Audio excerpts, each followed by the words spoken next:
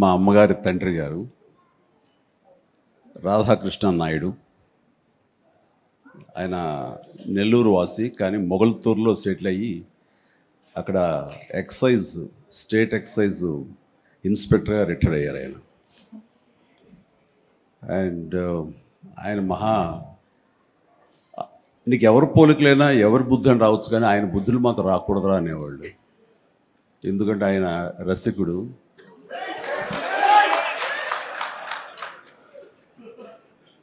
ఇద్దరు ఇంట్లో ఉండేవాళ్ళు, నాకు ఇద్దరు అమ్మమ్మలు. వీళ్ళిద్దరి మీద అలిగితే మూడో వ్యక్తి పాపం ఎవరో ఒక అన్నీ కోల్పోయిన ఒక వ్యక్తి అని జాలిపోలేదు, ఆవిడకి అతి దగ్గర అయ్యారు ఆయన. అలా మూడు మనకు తెలిసి 4-5 ఉన్నాయేమో మనకు తెలియదు. అందుకని నువ్వు ఈ ఫిలిం ఇండస్ట్రీకి వెళ్తున్నావు, అవకాశాలు ఎక్కువ ఉంటాయి, జాగ్రత్త, ఆయన మాత్రం ఆదర్శంగా తీసుకోవద్దు అన్నారు. నేను తీసుకోలేదమ్మా.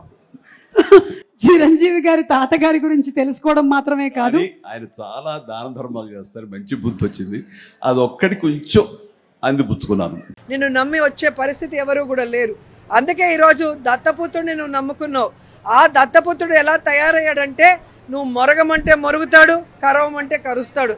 అలా ఒక వింత జీవిలాగా ఈరోజు తయారయ్యాడు. ఆయనకంటూ ఒక జెండా లేదు, ఆయనకంటూ ఒక అజెండా లేదు. నిన్న ఆయన మాట్లాడతాడు, అమిత్ షాకి చెప్పి జగన్మోహన్ రెడ్డి గారిని ఒక ఆట ఆడిస్తాడంట.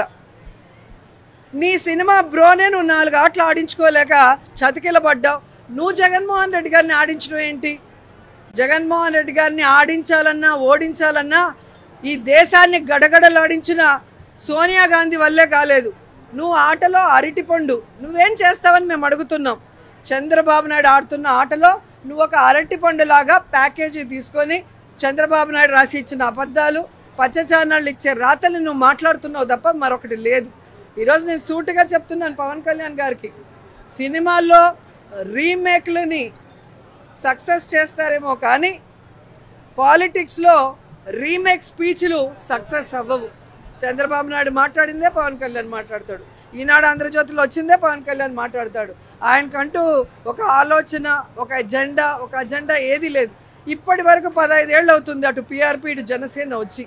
ప్రజల కోసం మేము ఇది చేస్తాం, మమ్మల్ని నమ్ముకున్న వాళ్ళ కోసం ఇది చేస్తాం అని ఎక్కడ మీరు చెప్పలేరు. ఎందుకంటే ప్యాకేజీకి కృతజ్ఞతగా, నిజాయితీగా చంద్రబాబు నాయుడుకి ఓటేయండి అన్న విధంగా మీరు మాట్లాడుతున్నారే తప్ప, ఈరోజు మీ మదర్ని తిట్టారు, మీ పార్టీ కార్యకర్తలు తిట్టారు, మీ జనసేన పిల్లసేనలు తిట్టారు. ఎప్పుడైనా మీరు పట్టించుకున్నారా? లేదు. అయినా కూడా ప్యాకేజీకే లొంగి అదే బాలకృష్ణ దగ్గరికి ఇంటర్వ్యూకి వెళ్తారు, అదే చంద్రబాబు నాయుడు ఇంటికి వెళ్తారు, అదే తెలుగుదేశానికి ఓటేయమంటారు. అంటే దీన్ని రాజకీయం అంటారా లేకపోతే ఏమంటారో ఈ రాష్ట్ర ప్రజలు గమనిస్తున్నారన్నది తెలుసుకోండి అని కూడా చెప్తూ, ఈరోజు రాష్ట్ర ప్రజలు ముఖ్యంగా మహిళా లోకమంతా కూడా జగనన్నని సొంత బిడ్డలాగా, సొంత అన్నదమ్ముళ్లాగా తమ గుండెల్లో పెట్టుకున్నారు. అలాంటి వ్యక్తిని మీరు ఏమి చేయలేరని కూడా ఈ సందర్భంగా తెలియజేసుకుంటున్నారు.